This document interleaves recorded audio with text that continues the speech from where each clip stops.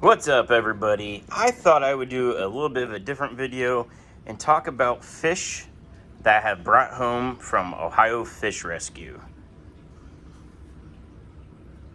Hey guys, Steven here, and if you're not subscribed, go ahead and hit that subscribe button. Click the notification bell if you want to see more videos and be alerted when they drop to YouTube. But anyways, today's video, I want to talk about fish that I have brought home from Ohio Fish Rescue. Now, when you think of Ohio Fish Rescue, you think of monster fish, but they don't only rescue monster fish. They'll rescue anything that needs rescuing. It needs a new home, people are getting out of the hobby, people are moving, things like that, and they take in any size fish. That brings me to this video and nano fish. Not necessarily nano fish, but small fish, community fish, stuff that probably you might have at a tank in your house. When I go to a fish rescue, I take home fish that have been given to them for rescue or for rehoming, and if I can take it off their hands, it just creates more room in their tanks to keep the process going over and over. So in this video, I want to show you guys some of the fish that I have brought home and how they're doing, and showing you guys what I got. But here we go. We'll start with the 75-gallon tank behind me. All right, guys, so I can honestly say this 75-gallon, this was my first fish tank. This is like a waterfall, like a sand waterfall I built from scratch. That's how I got into the hobby. It's styrofoam with concrete, and I carved it and ran all the stuff for it, but that's a different video. But I can honestly say that this tank is all rescued fish. They're not all from Ohio Fish Rescue, but they're all rehomed from other places and people, and I'm going to kind of explain it in this video. But let's start with the pink kissing gourami. This was from a fellow Columbus Club member who was moving to California and couldn't take it with him. It was in a big tank. I think it was maybe a 75 or a 125. It was a bigger tank. It's been a while. So this is a rehome rescue, I guess. The two goldfish in here are actually from a coworker. They were in this 10-gallon bow front. My coworker gave me the tank, and there was actually 3 goldfish. I ended up losing one, but these two guys are doing well. Coworker gave me the 10-gallon, the light, and all that stuff. But anyways, these guys are doing great, and this is a very odd group of fish. A kissing gourami, some fancy goldfish, and a few other species. But let's get in here and try to show you some other stuff. That right there is a black skirt tetra. That is from Ohio Fish Rescue.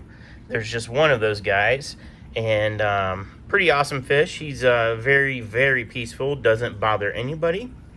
There is 3 red-eye tetras, also known as monk tetras, but there's 3 in here. I was trying to see. Okay, so there's 1, 2, and 3. And those are the kind of the odd pairs. Now there's also, I forget how many, maybe 7 or 8 giant danios, and that's these guys. And this is the first time I ever kept these, and let me tell you how awesome these fish are. They remind me a lot of rainbow fish, kind of their body size and shape. They're very, very active, and they're actually really beautiful fish.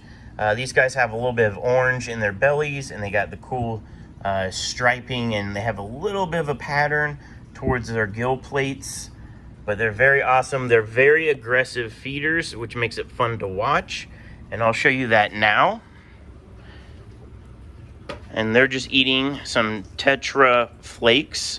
All the fish in this tank eat the same thing. If I can unscrew the lid one-handed. And this is, it's goldfish flakes, but they all munch on it.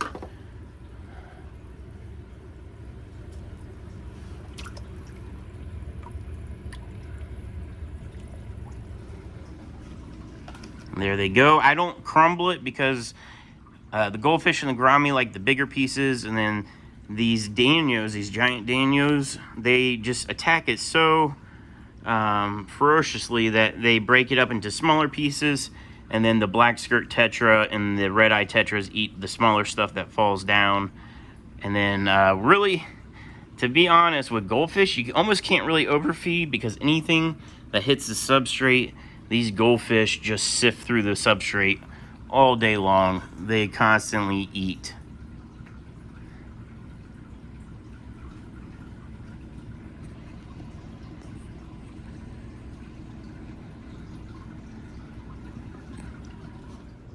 All right, that's the 75-gallon tank.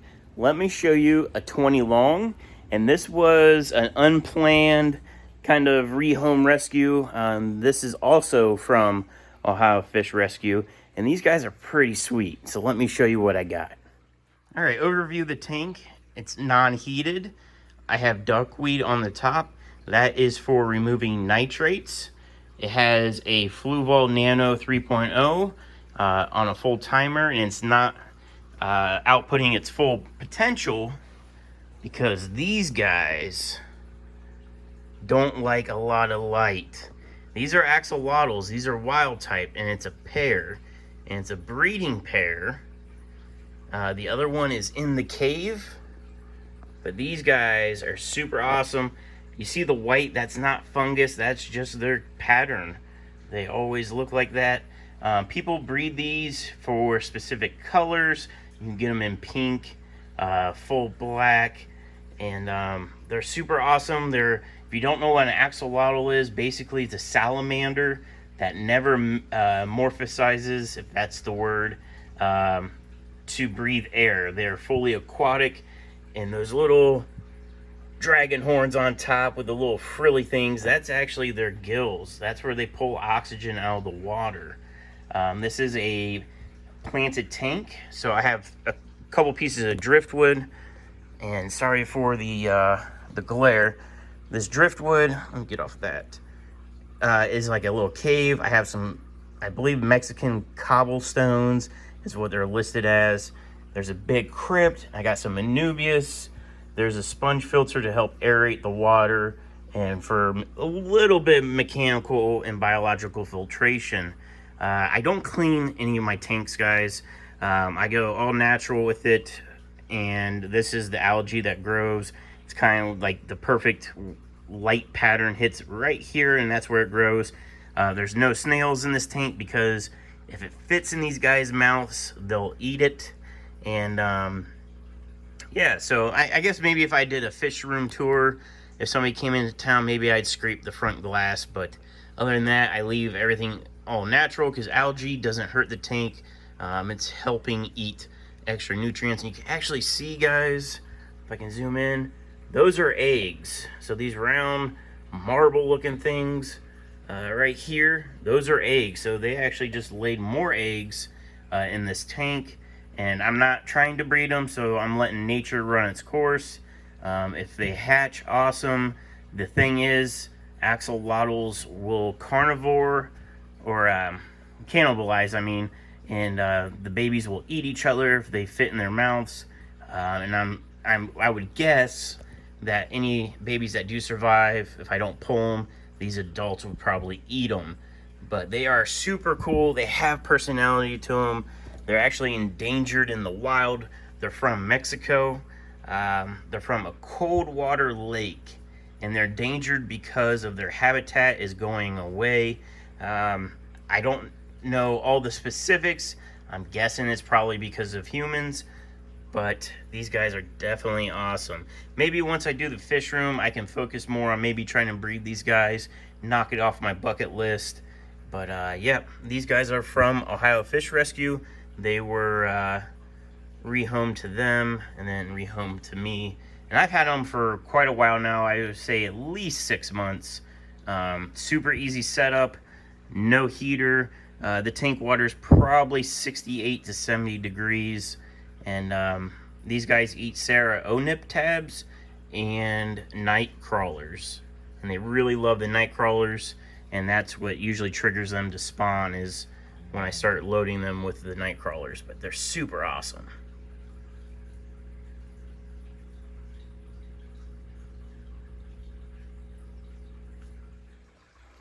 All right, guys, that leaves only one fish left.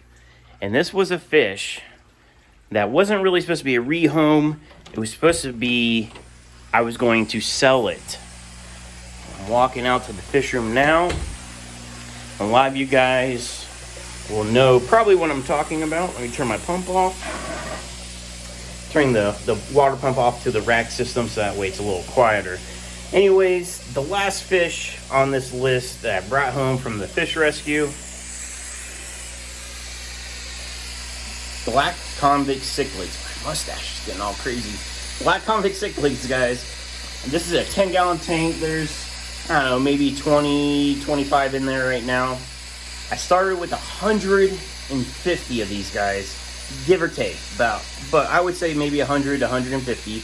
In a 10-gallon, this is a flow-through rack. If you don't know this rack, you should get to know it. It's pretty awesome. All the water is shared.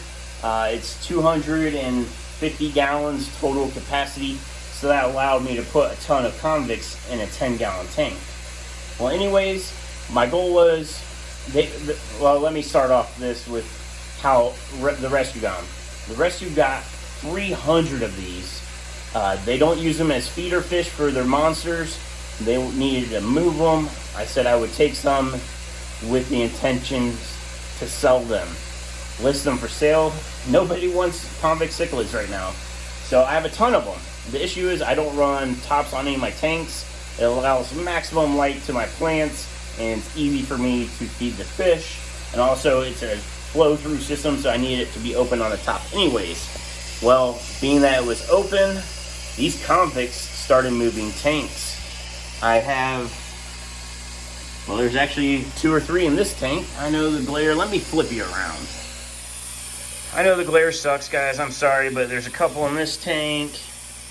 And the top tanks are 10 gallons. Okay, 10-gallon tanks. All these tanks are 20 longs. So the 20 longs are as wide as this rack. Well, the 10 stops here. And what they start doing is they start jumping over the back. They jump over the back. They go for a little free fall, a little skydive into the lower tanks. Now, in this tank, I know there's an adult in this tank. Oh, there it is. This tank, there was an adult. And what I've been doing is I've been catching them out, putting them down into the sump. This is all sump. It's supposed to be for plant grow outs, although they are destroying my plants. So that sucks. But you can see how many there are, guys. They're in all the tanks down here. There's tons of them. So many. So if you're watching this and you want some cichlids, specifically black convicts, let me know. I will give them to you for free. I have them listed for 99 cents and they still don't sell. But anyways, that's not even the problem with having all of them. The problem is this. They're reproducing in these tanks. These are all baby convicts that have been bred in these tanks. And these tanks are heavily planted, so it's giving them plenty of hiding spots. And they are just loving it. Unfortunately for me, I can't put other fish in here until these convicts are gone. So if they're still here, when I build the garage, I will be able to net them out, put them in a tank that has a lid for sure, and be able to keep them from spreading out throughout the fish room. These convicts are like duckweed to me. They seem to make it into all these different tanks. It's reproducing like crazy. But yeah. Anyways, that's it for this video, guys. Super short. Just want to show you the fish that I have personally rescued. If you guys have ever rescued a fish from a club member, from a family member, from Craigslist, even from Petco, I've seen people that will get or specifically buy fish that look injured just to give them a better home. Drop a comment and let me know what you've rescued, or you've rehomed, or you helped rescue. But that's it, guys. Thank you so much for watching. I don't have a tagline yet. I'm working on it. There's a couple ideas floating around. But until then, I'm going to just use OFRs. Stay fishy, my friends. See ya.